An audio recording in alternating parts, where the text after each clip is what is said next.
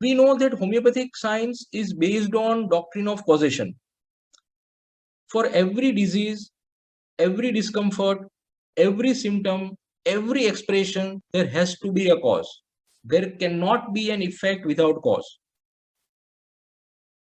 The whole known nosological classification given by our master Dr. Henneman is giving importance of causation.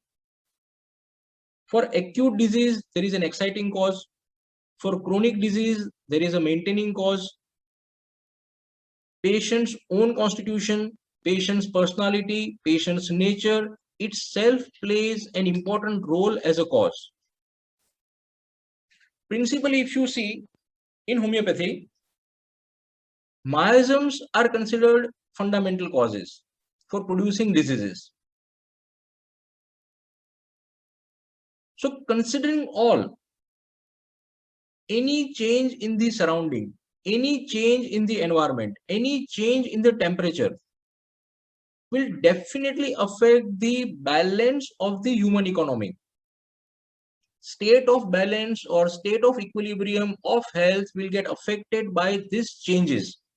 And if we can understand this change, and if we rightly perceive the indicated remedies with its individualized characteristic symptoms for this particular change, definitely it will cut short our labor in practice.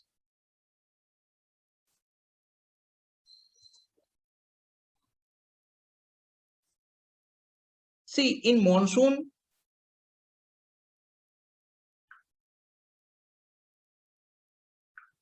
commonly we find these diseases. Very frequently we see these diseases.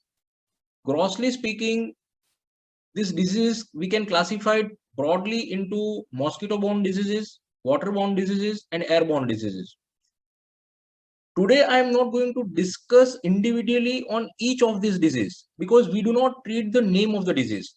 Though we should understand the diagnosis, we must know the diagnosis, we must know the pathogenesis, pathology of the condition, we must know the prognosis, but still we do not treat the name of the disease. Rather, I would like to give you the glimpse of various different medicines which are helpful in different phases with their individual characteristic symptoms and individualizing nature. So that will be discussing into various phases.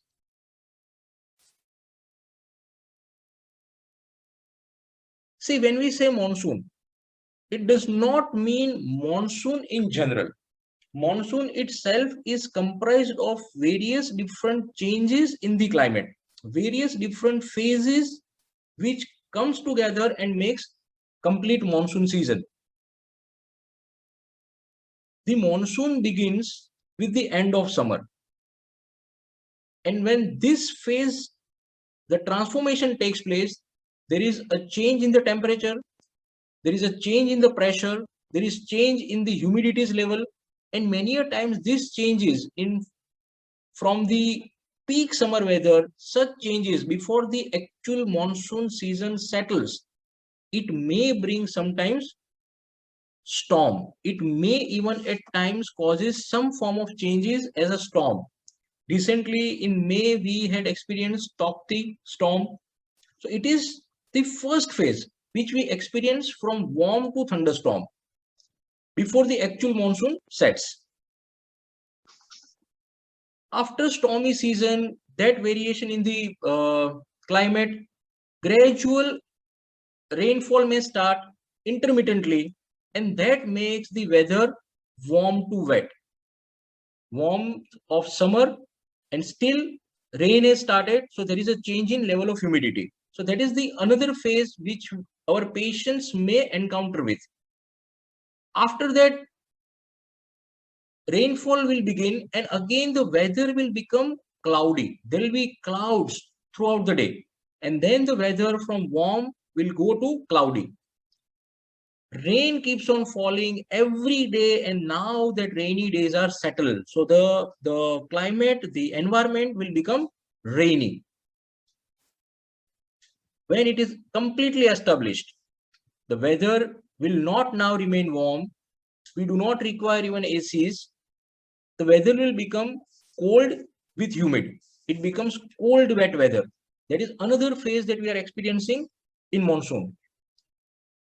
Not only the weather will become cold and wet, people may also get wet. So that is altogether a different situation, that we get wet, patients get wet, and then followed by certain complaints. So getting wet, not even fully, even their feet get wet when they walk through the waterlogging area or puddles. So that is also another situation where certain complaints follow by that.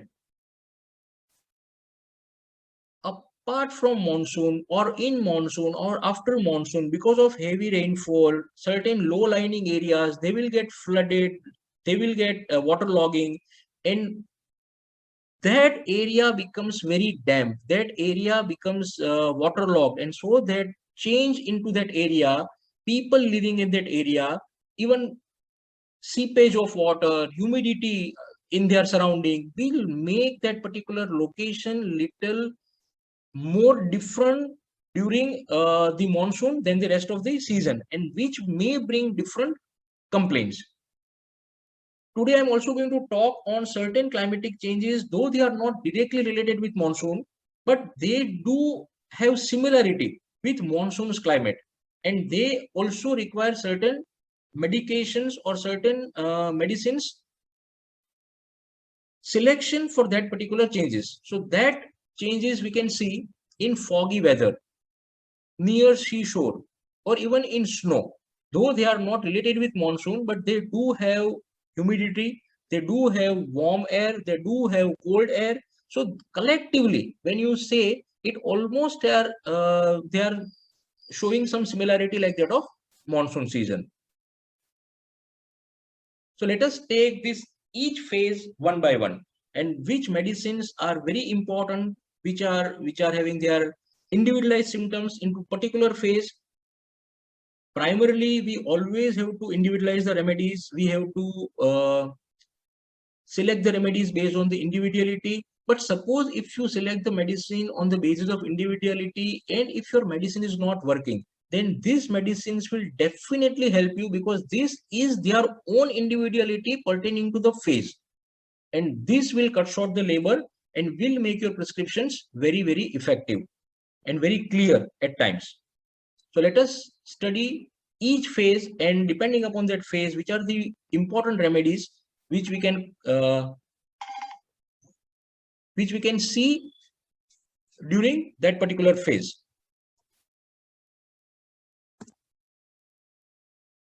Monsoon amelioration. We will definitely talk about all the different phases and the medicines pertaining to that phases, which are important for complaints which are happening in that phase. But this in general is very important. See, this becomes very important when your patient who has chronically established any disease or any condition, and suddenly either it gets ameliorated completely, it gets relieved completely, or your patient gives you the history that, sir, I am absolutely fine, whether it is psoriasis, whether it is asthma, whether it is cough, whether it is any allergy complaint, whether it is urticaria or anything, even rheumatism.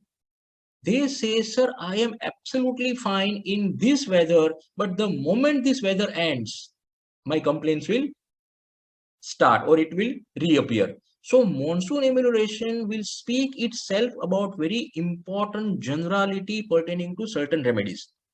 So let us see these remedies. There are many remedies, but these remedies are on the top level. They are on the surface. You can say these are the phase remedies which are important for this particular phase. Now see Bryonia, Causticum, Heparsulf, Nux vomica, and Madorinum. We all know Bryonia's propensity for the seasonal variation is when the days are hot and nights are cold. So gradually from that part, if it is settled completely, warm days are over, nights and days are again having that cold environment or damp environment. There is no warmth later on. Bryonia feels better. Bryonia has amelioration in the complaint. Nux vomica is definitely having problem, or they have complaints, especially in dry, cold weather. And in damp, they are absolutely fine. Relatively, they are definitely improved in monsoon season. Similarly, Heparsulf. See, if you read Heparsulf from Fatak's Materia Medica, it is written that they take cold from cold damp weather. Here I would like to give one clarity that hepar's propensity of complaints are more with cold rather than damp. So if damp weather is there, but along with that, if there is cold air or cold draft, if they are getting exposed to that, then hepar is a medicine only for that part. Otherwise, in general, in damp weather, hepar sulf is always better. They are always relieved. Causticum, we know causticum is a medicine which has exactly opposite situation. They are having all problems worse in clear fine weather. Then there is no change in the weather. Weather is very clear, very smooth, no roughness. Causticum has the problems, but they are exactly having opposite situation, that they feel better in monsoon, damp, humid weather. They feel better. It is causticum. So when your patient gives you this, your mind must at least think about these remedies. I am not saying only from this you will give the medicine, but this medicine will be on the top. You will understand them with more priority. You will consider them with more priority. Here, another medicine is medorinum. Medorinum is anti-miasmatic remedy, antipsychotic remedy, and usually, if you study antipsychotic remedies, they are having parallel characteristic with hydrogenoid remedies. They have some aggravating modalities. With medorinum is basically having altogether different symptom than the rest of the other psychotic remedies. They are feeling better in monsoon, and not only in monsoon, when they are nearer to the sea area, nearer to the water area, they feel better. So it is going away from the water area or going away from the seashore that aggravates medorinum. They are the people who will always getting relief, or they enjoy when they are nearer to the sea or beach. Exactly opposite to that of syphilinum. Syphilinum has all the problems when they are nearer to the sea, and when they